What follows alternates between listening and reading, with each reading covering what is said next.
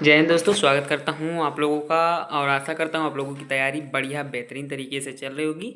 जहाँ दिक्कत आ रही होगी आप लोग पढ़ के उसको पार कर लेंगे। और ये हमेशा सोचते रहिएगा कि आज नहीं तो कल होगा, हर मुश्किल का हल होगा। ठीक है, तो उसी बैच को आरंभ करते हुए आज मैं इस फाउंडेशन बैच के पॉलिटिक्स सेक्शन का 12वां या 13वां वीडियो रिकॉर्ड कर रहा हूँ। वीडियोज़ रिकॉर्ड हो रही है लगातार और पता नहीं चल पाता कौन सी वीडियो है, लेकिन मैं टॉपिक्स को याद रखता हूँ तो टॉपिक्स के हिसाब से वीडियोज़ बना देता हूँ। ठीक है, तो आज की वीडियो भारतीय संविधान के जो स्रोत थे उनके ऊपर है। और स्रोत के हिसाब से अगर मैं बात करूं,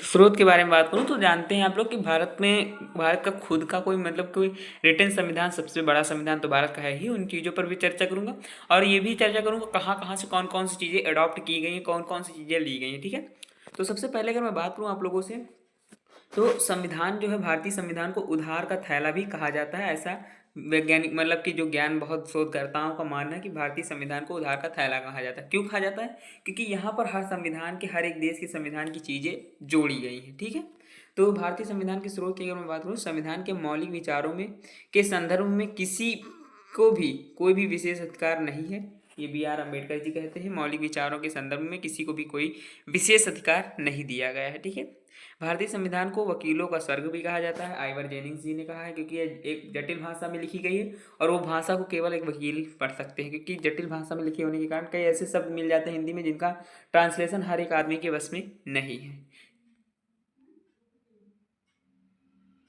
सोर्स की बात करूं और स्रोत की बात करूं तो आप दो तरह के स्रोत यहाँ पे मिलते हैं। एक आंतरिक स्रोत मिलता है और बाहरी स्रोत मिलता है।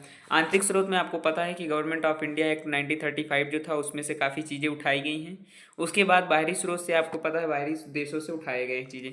आंतरिक स्रोत में सबसे ज़्यादा चीज़ें जो है GOEI 1935 का जो एक्ट था वहीं से ली गई, क्योंकि वो जो था भारत सरकार अधिनियम था और वहीं से संविधान में मतलब कि लोगों को चुना जाना आरंभ हुआ था। ठीक है, अगर मैं बात करूँ आप लोगों से, तो इसका सर्वाधिक योगदान भी रहा है और मुख्य स्रोत भी यही था।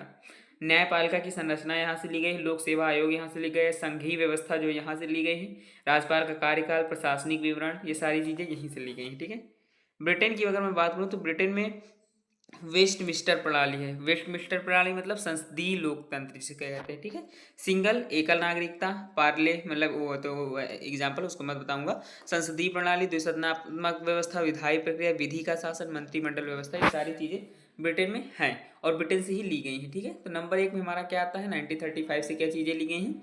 नंबर 35 में आप लोग समझ सकते हैं। अच्छा देखो, सबसे पहले आपका सुप्रीम कोर्ट, फिर हाई कोर्ट, फिर दिल्ली मतलब कि डिस्ट्रिक्ट कोर्ट।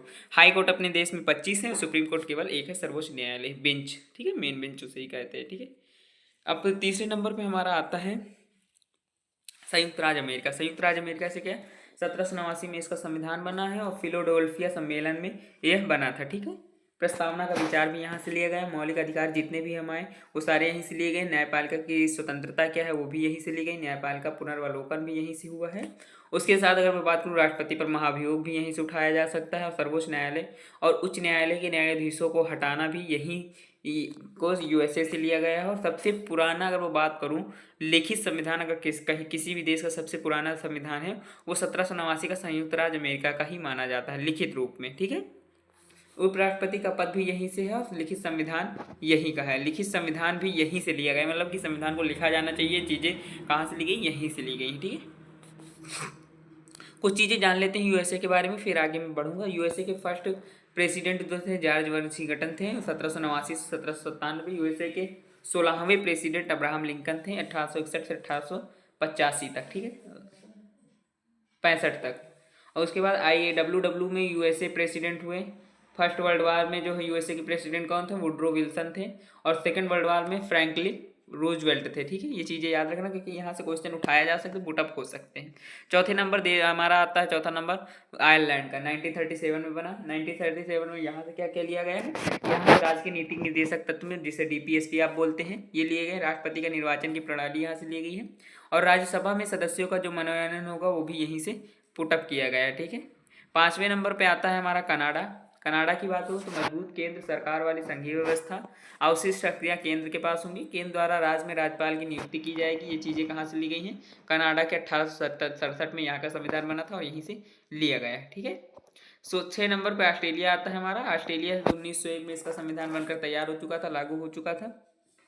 प्रस्तावना की भाषा ली गई है। उसके बाद समवर्ती सूची और संयुक्त बैठक जो होती संसद में राष्ट्रपति के अध्यक्षता में, वो भी यहीं से लिया गया है। ठीक है, व्यापार और वाणिज्य की जो स्वतंत्रता होगी वो भी ये चीज़ें यहीं से ली गई हैं। बहुत सी चीज़ें हैं जो अपने अपने देश में पुटअप की गई, इसीलिए इसे उधार का थैला भी कहा जाता है, मैं मानता हूँ। अब 7वें नंबर पर फ्रांस आता है। फ्रांस से जो ली गई चीज़ें वो स्वतंत्रता, समता, बंधुत्व, गणतंत्र। 1789 से 1799 तक इसकी क्रांति हुई थी, उस क्रांति से ली गई। ठीक है, क्यों ली गई भाई? इसका संविधान तो 1958 बने, अपना संविधान तो 1947 में बन गया है, 1950 में। ठीक है, 1950 में बन गया है, इसका तो 1957 में। फ्रांस से नहीं लिया गया है, फ्रांस की क्रांति से ली गई, ये चीज़ें याद रखना। ठीक है, जो कि 1789 से, और 1789 में यूएसए का वो बन चुका था। ठीक है, और 1799 तक ये चला था फ्रांसीसी क्रांति। दक्षिण अफ्रीका, संविधान संशोधन की प्रक्रिया और राज्यसभा में सदस्यों का निर्वाचन दक्षिण अफ्रीका से लिया गया है। ठीक है, गांधी जी गए थे यहाँ पर, तब उन्होंने संशोधन किया था। जर्मनी की बात करूँ तो आपातकाल में मौलिक अधिकारों का विलंबन होगा। यूएसएसआर की बात करूँ, सोवियत संघ से क्या क्या चीजें ली गई? मौलिक कर्तव्य, प्रस्तावना में न्याय की विचारधारा, पंचवर्षीय योजना। ठीक है, कर्तव्य, न्याय और योजना। रूस से दोस्ती थी भारत की, इसलिए वो चीजें ली गई।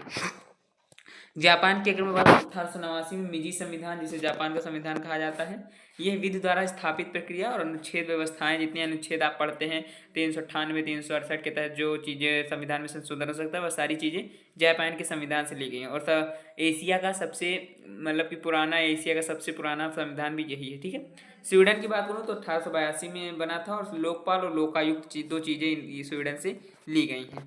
तो ये चैप्टर यहीं पे समाप्त होता है, क्योंकि चैप्टर छोटा था और समझाने लायक का कुछ था नहीं, केवल बताना था। ठीक है, बहुत सी चीज़ें हैं जो समझाने लायक की होती हैं, बट नोट्स के माध्यम से नहीं समझ पाते हैं आप लोग, समझता हूँ। कमेंट करिएगा, मैं और भी चीज़ें और भी विस्तार में आप लोगों को नोट्स देने का प्रयास करूँगा। जब नोट्स आएंगे तो फुल क्वालिटी में आएंगे, अभी आपको थोड़ा बहुत ब्लर दिख रहा होगा, लेकिन जब आपके पास पहुँचेंगे तो HD में पहुँच जाएंगे। ठीक है, जब आपकी वीडियोस आप देखेंगे यूट्यूब पर तो आपको HD में दिखेगा। और आशा है, उम्मीद है वीडियो पसंद रहेगी। ऐसी वीडियोस लगातार चैनल पर अपलोड होती रहती हैं, तो चैनल को सब्सक्राइब, वीडियो को लाइक करिएगा, कमेंट बॉक्स में अपनी राय देना मत भूलिएगा। मिलूंगा नेक्स्ट वीडियो में, तब तक के लिए धन्यवाद।